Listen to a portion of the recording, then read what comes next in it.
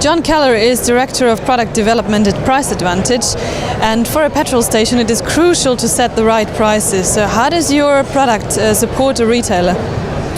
We have a new version of Price Advantage that allows the fuel retailer to look at the overall profitability of the store, including fuels and also in-store merchandise, so that he can look at profits from all aspects of the store.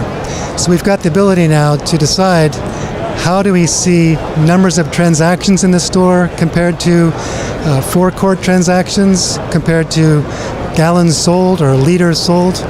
We also have the ability to show overall fuel dollars compared to in-store dollars. So it allows the fuel analyst to understand the market for each one of the stores, the market profile for each store, to understand the elasticity between fuel sales and in-store sales, understanding if a direct correlation between increased fuel sales relates to increased in-store sales.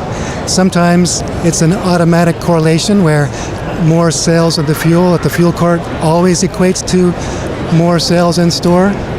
And in that case, you may want to lower your fuel margins just a bit so that you can increase your in-store volumes. But sometimes if you sell too much fuel, there's no room for people to park and to come inside the store. So you may realize that you're actually suffering profitability across the store overall because your fuel margins are too low. So in those cases, you may want to raise your fuel margins and take advantage of the in-store merchandise sales that go along with that. We also are seeing a new trend that's just starting where forever we've always seen in the convenience store industry the fuel managers were measuring fuel profits in terms of cents per gallon, but every other product category was in terms of percentage price.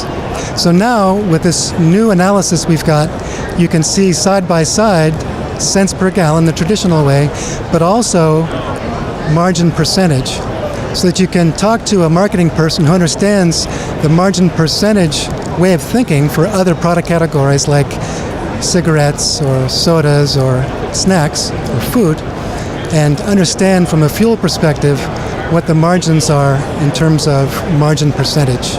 So what are the geographical markets you're actually targeting, and where do you see potential growth? Well, we've always been built to satisfy the needs of our customers in the United States. But we've been recently talking to more and more customers outside the U.S. who've been asking to take our product outside and support leaders and prices outside the U.S. So we now have an internationalized product. That means we can support leaders, we can support a price no matter what country you're in, whether it's in shillings or pounds or euros, whether it's any number of digits to the left of the decimal or to the right of the decimal. We're no longer fixed with a 9/10 like we are in the States. We allow pricing to be set whatever makes sense in any market outside the U.S. And frankly, we see a huge growth potential in Europe and Australia. Thank you, John. Thank you.